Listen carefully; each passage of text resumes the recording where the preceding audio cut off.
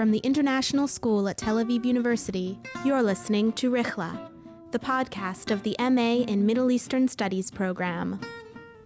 Rihla is the Arabic word for travelogue. The Rihla Podcast brings you stories of our students' journeys as they live and study in Tel Aviv and travel throughout Israel and the wider Middle East. This episode of Rihla is part of the Alumni Spotlight Series. From time to time, we'll catch up with graduates of the program, find out what they've been up to, and discuss their areas of expertise.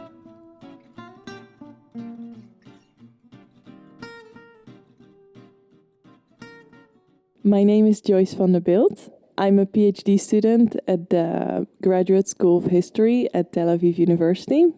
Tell me a little bit about how you ended up here in Israel. I'm originally from the Netherlands. I came to Israel more than 5 years ago when I registered for the MAMES program, the master's program in Middle Eastern history. And that's why I decided to come to Israel, because I wanted to learn more about the Middle East and to live there for a while and to learn the languages. So I signed up for the program and I came. I really enjoyed the program and I really enjoyed being in Israel. And that's why I stayed here.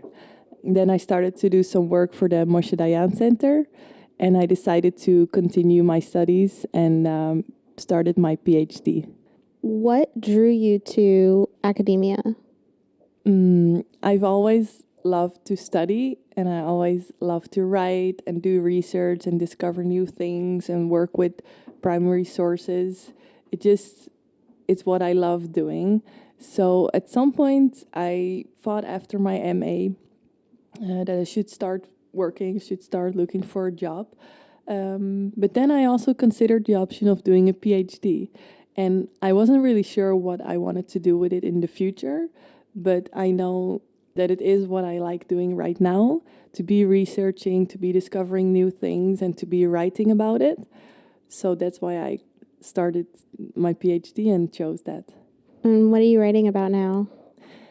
My PhD is about collective memory in Egypt. It examines the memory of the 1952 revolution during the period of Sadat and Mubarak. So I'm examining how different groups in Egyptian society remember the revolution during those 40 years. I'm looking in specific at the anniversaries of the revolution, and I'm trying to see what the discourse is, because we see that every time that the revolution is celebrated, it actually brings up issues that are related to the present, but people use the revolution as an angle to comment on present politics. How so? What do they say? For example, the revolution means different things to everyone. While for some people it was more important to create social justice and to be independent from the West, these main slogans, everyone had something different in mind as to how this should be achieved. So the leftists, for example, they think the revolution really gained in pace in the 60s when Nasser started his socialist program. So they're saying the revolution happened in 52, but it really started to reveal itself in the 60s. Then there are the liberals, for example, who celebrate the revolution and the principles it announced, but they say the revolution actually was betrayed in a way because Egypt turned into more of a police state and Nasser became more of an authoritarian leader, and they say that's not what the revolution was meant to be. Can you draw any parallels between the revolution in 1952 and the more recent revolution or revolutions? Yeah, definitely. Even when you look just at the slogans of the revolution, I hear more and more that the 2012 revolution was about bread and social justice. And this really reminds me of what I read about the 1952 revolution as well. How about the general mood and the culture surrounding these two revolutions? Can we see any similarities in the way people are treating it? Not just the ideology, but sort of the feeling of the revolutions.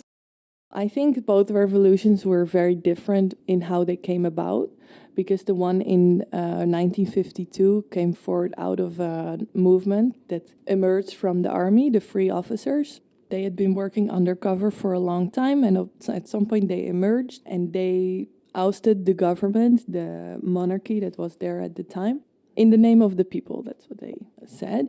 While in 2011, it was actually the people that went to the street and didn't give up until Mubarak resigned. So in that way, the character of the revolution is different. And then what is interesting about both things is that in 52, it was said that the revolution was in the name of the people. And as turns out from my research, people had different things in mind for it, which is what we see also in 2011. Although then everyone went to the street, but then later it also turns out that people had different goals in mind for that. So you've been doing a couple of conferences, presenting a paper there. Mm-hmm. Can you talk about that a bit? First of all, which conferences did you speak at and what was your paper about? In September, I had the opportunity to go to Ghent, Belgium. There was a graduate seminar there. It was focused mainly on collective memory studies and the new developments in the field. So what they like to focus on was the transnational, the transmedial, the new social media, and how it affects the study of collective memory. All the participants there were PhD students like me, from Europe, from the States, but there were also many experts in the field that came there, and the way the conference was set up was like a workshop. It was 3 days full of panels, and every panel would start with an expert that would give a presentation on a topic, and then 3 graduate students who would present their ideas about the new developments in the field. So that was really interesting to me. I myself presented about the Middle East, of course, but none of the other students dealt with the Middle East.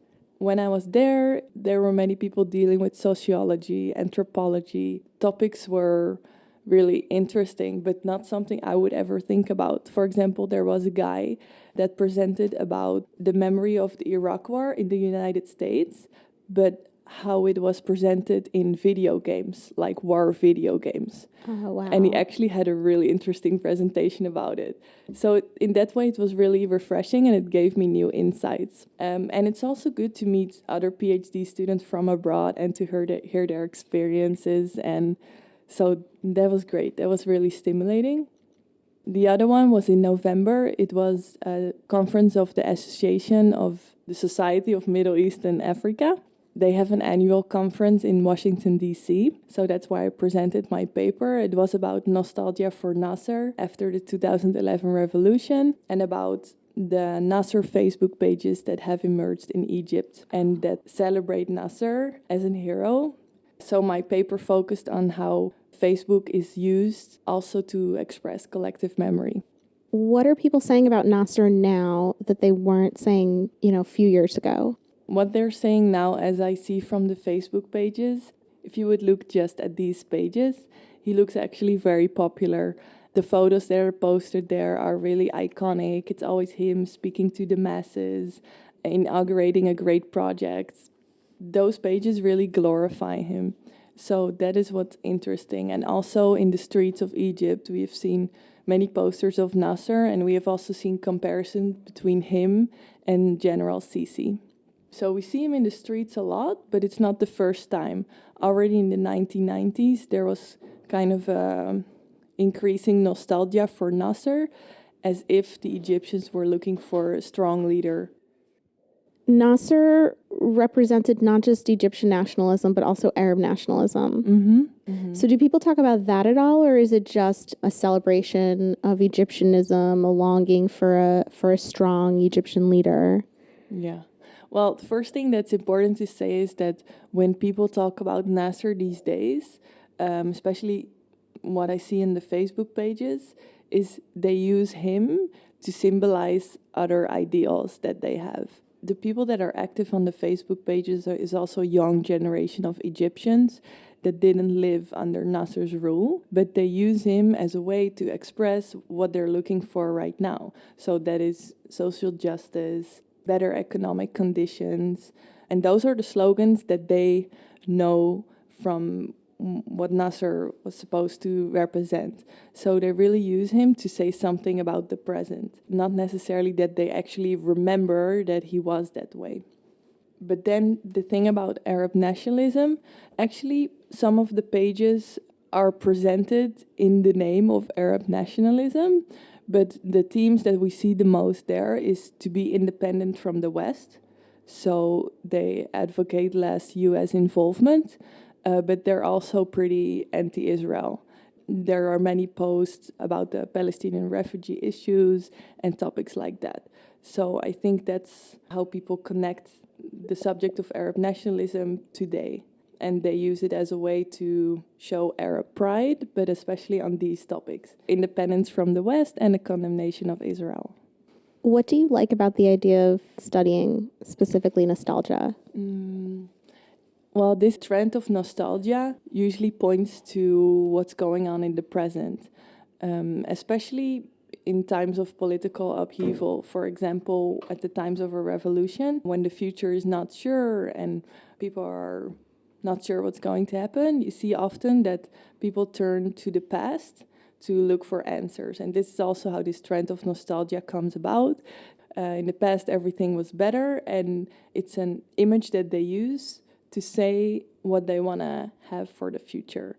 So what I like about the study of nostalgia and about collective memory in general is that it can tell us a lot about what people's attitude is towards the present.